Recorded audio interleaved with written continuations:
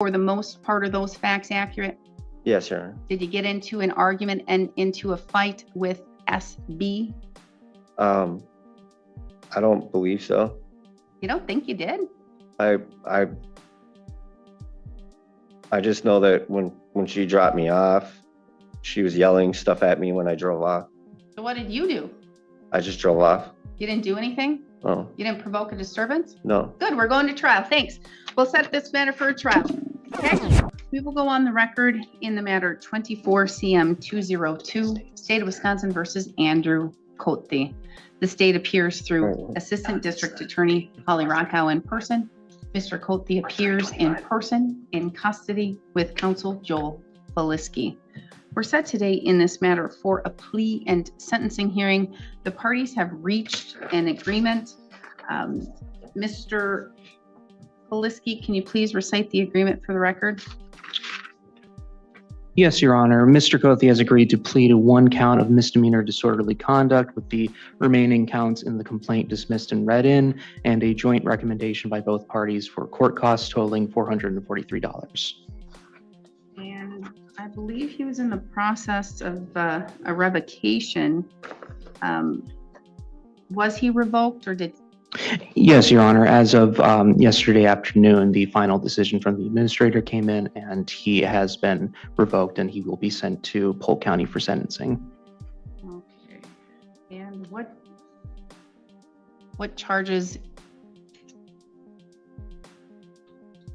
was he convicted of in Polk County? I believe they were substance use related, Your Honor. I was not originally opted into that case. That was my predecessor, Mr. Pollack. Unfortunately, I cannot speak to any detail as to the nature of those charges. All right, thank you. I can just pull it up. I just am curious.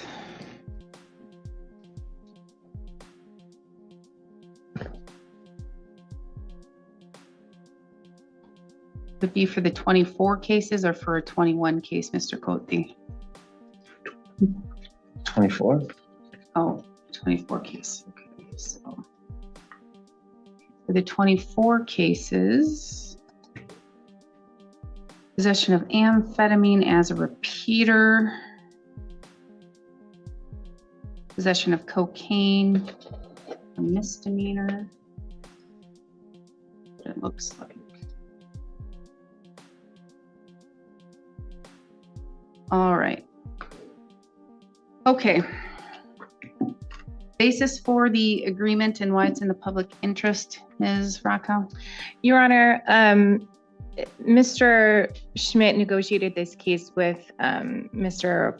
Pollack and Mr. Flasky, but based on my review of the file, I believe that this was based upon the facts and circumstance surrounding the case being relatively minor in terms of the disorderly conduct.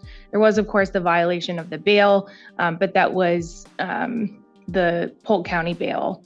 And so it looks like that was all resolved with his latest revocation.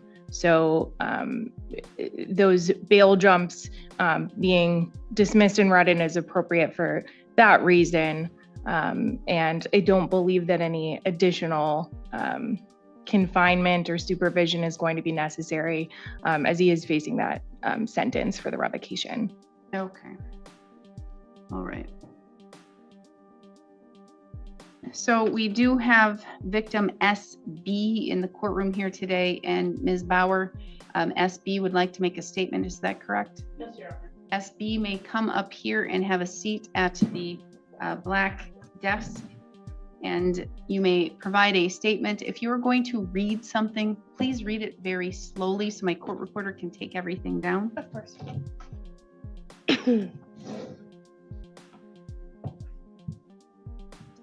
I was in a relationship with Andrew Cote for almost a year. Since we started dating on January 22nd, 2024, I knew there was something wrong with the way he would talk to me or even act. But I was in love. On April 5th, that's when the real anger started. Almost every day from then until the 22nd of October, or the 21st of October, there were fights. He would hit me. but he always thought that he could just make it up. Sorry. On October 21st, we were at a friend's house and he was on the phone with a friend, and just out of nowhere, he called me the B word and then threw a car manual at me. Seconds later, he would spit in my face.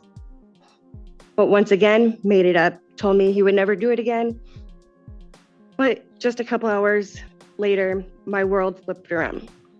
On October 22nd, about midnight, we left the friend's house and he drove to a parking area in Grantsburg. I ended up falling asleep in the passenger seat, like I always had. He ended up waking me up to ask me where the drugs were. I handed him what he had wanted, and I went back to sleep.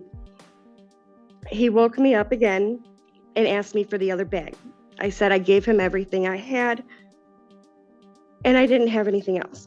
He got angry and started firing the flare gun out the sunroof. The second time he woke me up, he asked me once again, and I told him the same thing I had told him the first time. This time, he got mad at what I had told him, and he ripped off the rearview mirror and threw it in the back seat. Then he took the passenger visor and ripped it off the car, and then hit me in the cheek with it. The third time he asked, I told him the same thing. This time, he ripped off my glasses, bent them, and broke them. So I thought I was gonna try and call for help. He ended up taking my phone and with his two hands, literally ripped it in half. The fourth time he woke me up, I kept repeating what I had told him every time. And this time I looked at him and I looked in his eyes and they were black. It was like Andy was gone and someone else took over. The next thing I knew, he started bashing my head against the passenger window. And all I kept thinking was, I have to get away, otherwise he's going to kill me. Let me drive the car, and I knew that was the only way I was going to get out.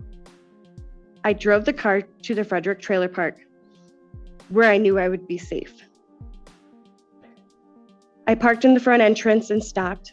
He woke up and started yelling, calling me every name in the book, but I was only able to grab my purse, and that was it. I started walking to my friend Jen's house in the park, and I got there and she asked me if she could call, and I said yes, and fell to the ground. The cop from town came and my body started going numb. I ended up throwing up and passing out. Not knowing what was going on, they called the EMTs, and every time I sleep, of what he did to me.